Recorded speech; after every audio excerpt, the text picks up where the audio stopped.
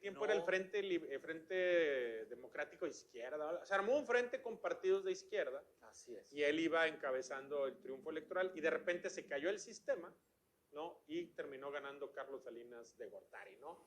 Creo que es algo que quedó en la historia del país.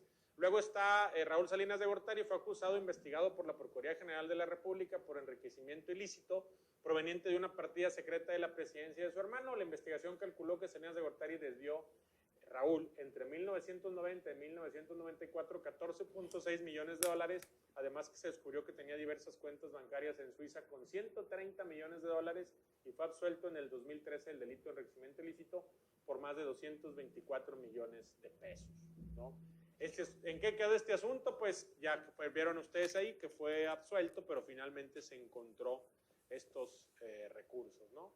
Luego, Mario Villanueva Madrid, el entonces gobernador del estado de Quintana Roo, fue acusado por nexos con el narcotráfico por los delitos de lavado de dinero, de asociación delictuosa. De acuerdo a las acusaciones, el priista recibía hasta $500,000 por cargamento del cártel de Juárez, enviaba a esa entidad. Esto es en el sexenio de Salinas de Gortari. Que además fue el primer gobernador involucrado en un tema de estos que yo recuerde en el México contemporáneo. No recuerdo. Según yo, sí, otro. Tienes razón. Fue el primero. Luego vinieron los de Tamaulipas. Sí, claro, después ya vino toda una oleada y ¿qué te digo del sexenio anterior? En donde, bueno, todos los gobernadores. ¿Quién hace la acusación de Mario Villanueva? ¿Son los norteamericanos o es el gobierno mexicano? A ver si pueden. Según yo fue el gobierno de Estados Unidos. Estados Unidos, ¿verdad? Casi como todas las investigaciones que tienen que ver políticos involucrados con el narco ha sido. Así fue. Según yo fue Estados Unidos quien pidió que fuera extraditado y de hecho está cumpliendo condena en Estados Unidos. Adelante, producción, con la presentación.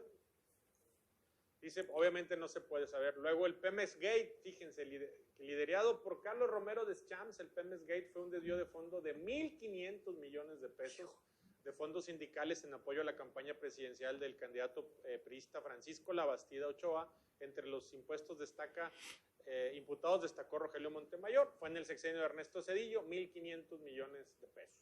Eso está en miles de pesos. Luego, Óscar Espinosa Villarreal, el secretario de Turismo Óscar Espinosa Villarreal, fue encarcelado por desviar 420 millones de pesos en el sexenio de Ernesto Zedillo. Este es de fe. Luego el Fobaproa, a causa de la crisis económica de 1994 que provocó la insolvencia de los bancos por el incumplimiento de los deudores con la banca y el retiro masivo de depósitos, el gobierno de Zedillo hizo uso del Fondo Bancario de Protección al Ahorro, Fobaproa, creado en el 90, con el objetivo de que asumiera las carteras vencidas y capitalizara a las instituciones financieras.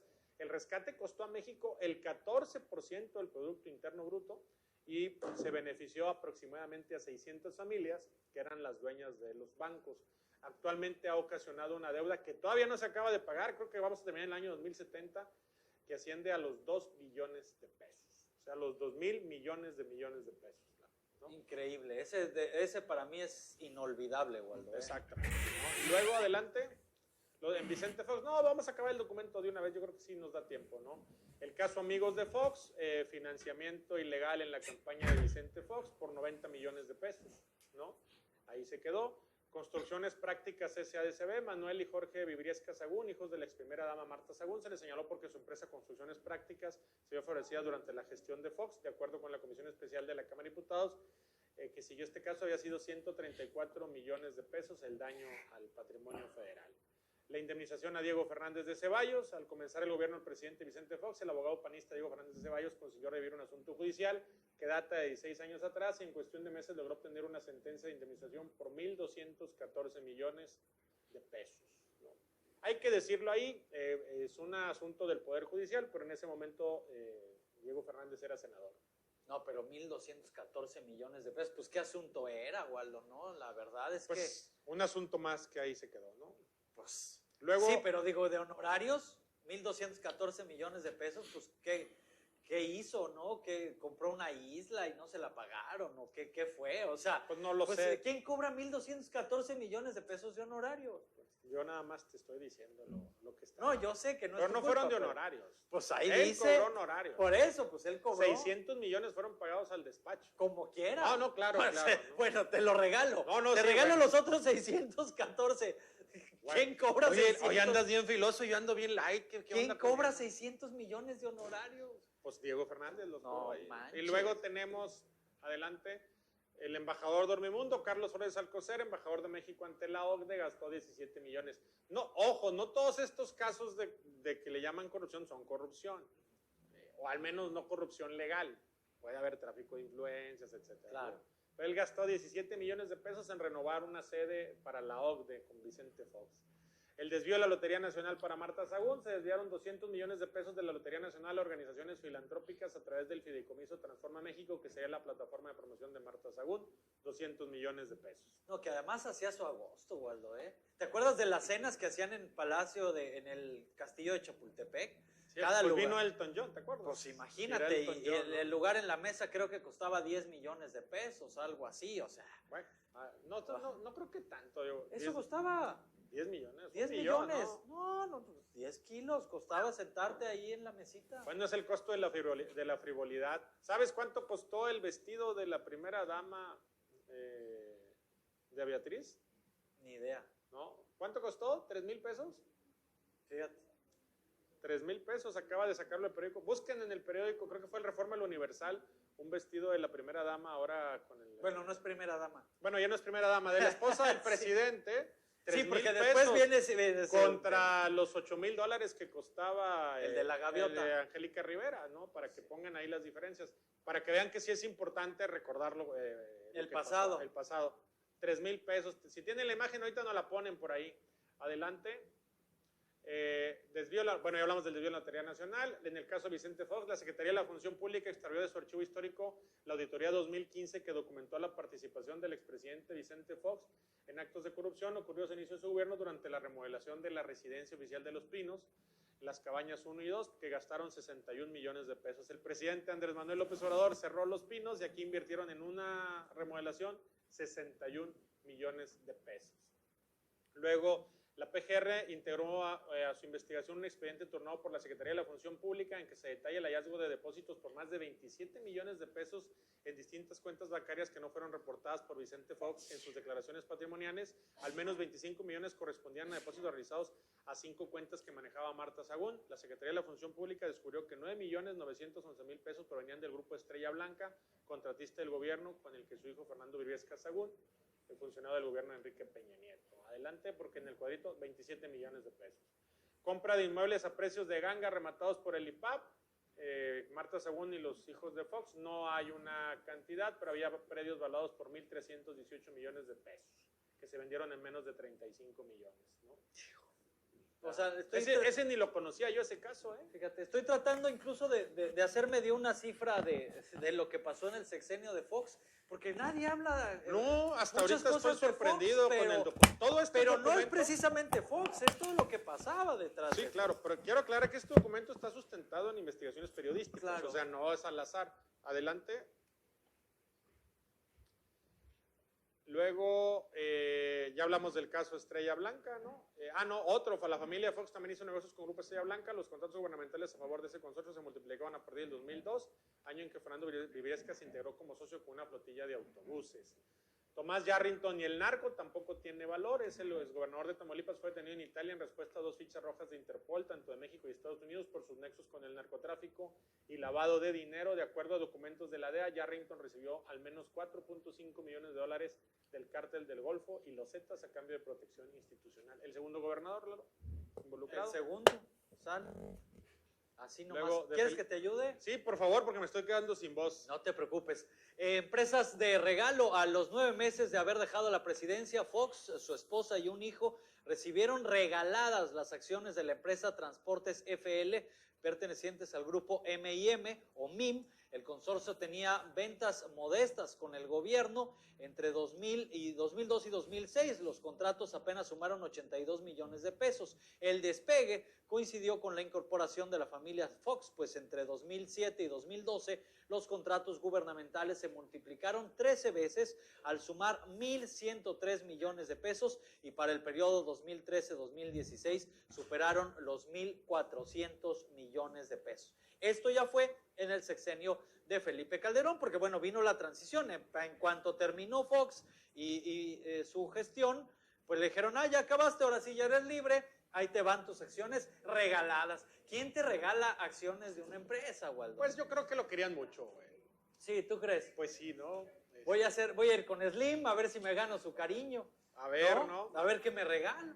¿Qué más, producción? Porque se está poniendo bueno el rating, la gente está muy participativa con estas historias de terror que ya no nos acordábamos. No, la Estela de Luz, que también es todo un verdadero caso, donde el monumento que se colocó justo en la entrada del bosque de Chapultepec, cuando vienes por Reforma, costó 192% más de lo programado, al pasar de 393 millones de pesos a 1,146 millones de pesos. La Auditoría Superior de la Federación presentó 2 denuncias ante la Procuraduría General de la República, una de ellas por el sobreprecio de materiales y que significó un quebranto público por 248.9 millones de pesos. Una obra que además para muchos mexicanos prácticamente fue simple y sencillamente el monumento a la corrupción. No tiene otro fin, creo que ya ni prende, bueno, un verdadero... Y que cada vez que pases y veas la estela de luz, pues le puedes poner la estela de la corrupción, ¿no? La estela de la corrupción. Que costó, digo, claro, además, tú ves el monumento, Waldo, y dices, no puede ser que esto haya costado eso. La Exacto. verdad es que dijeras, ni siquiera es una obra emblemática, ¿no? Hasta le dicen, no me acuerdo cómo le dicen, la suavicrema o algo así le dicen. No, las barritas. Sí, la suavicrema. La suavicrema, o sea, tienes tú De hecho, vamos a tenerle que poner un etiquetado que diga, esta obra tiene un alto contenido de corrupción, de exceso de corrupción, ¿no? Claro. Aguas ahí, exceso de corrupción y de sodio. Pues sí, mucha más. No, qué cosa, pero bueno, así está. Seguimos con la tabla. Ok, no, entonces no nos metamos, que el Suavicremas es un edificio privado, güey. Ya andamos ahí poniendo una etiqueta. Chis. Sí. Bueno, no sé. Bueno, así le dicen pero vamos a ponerle a la estela de luz también, la Suavicrema, no pasa nada. No pasa nada. Bueno, el Turiste, el sistema de agencias turísticas del Instituto de Seguridad y Servicios Sociales de los Trabajadores del Estado, Turiste, fue el encargado de organizar las ceremonias oficiales del presidente, así como los eventos de la Presidencia de la República durante la administración de Calderón Hinojosa, asignando los contratos sin concurso de por medio. Nada más, en este desvío se llevaron 1,862 millones de pesos. Esa es otra, Waldo. ¿Cómo empresas o filiales de secretarías o subsecretarías o órganos o entidades que prácticamente ni conocemos los utilizan pensando que justamente por eso, porque no sabemos ni de su existencia, ni de su utilidad, ni del servicio que le brindan a o dentro de una secretaría o subsecretaría o de alguna entidad regulada por el gobierno, es donde hacen todo este tipo de maniobras. Se armó una chunga en redes sociales por la CONAFOR, ¿sí? Que desapareció, le quitaron presupuesto a la CONAFOR. Y entonces alguien me escribió a mí en Twitter mentándome la madre, que cómo era posible. Para empezar, yo ni en el gobierno estoy, ¿verdad? Y yo le contesté, oye, ¿qué es la CONAFOR? Claro. Pues es un organismo importante. Nadie sabe qué chingados, pero ahí andaban todos subiéndose al tema, ¿no? Claro. Es que hay muchos organismos que fueron creados, organismos autónomos que no hacen nada, güey. Sí, o sea, nomás nada, es pura burocracia. Y lavadero de dinero. Y castas ahí, ¿no? Sí, claro, pura pero sacadera de lana. Bueno, sigamos. A ver. Producción. Ahí está. Luego Odebrecht con Calderón. Bueno, pues aquí es donde le empezó a jalarle lebrita, ¿no? Así Pemex es, ¿no? Refinación debía pagar 634.9 millones de dólares, aunque de acuerdo con la auditoría hasta 2012 el sobrecosto era ya de 136 millones de dólares, más del 90% del 20%, perdón, del costo inicial. En ese mismo año, el gobierno de Calderón pagó 143 millones de dólares más. A final, los trabajos pagados a Odebrecht superaron los 1,000 millones de dólares. No, de pesos. Bueno, ahí dice de dólares en la tabla.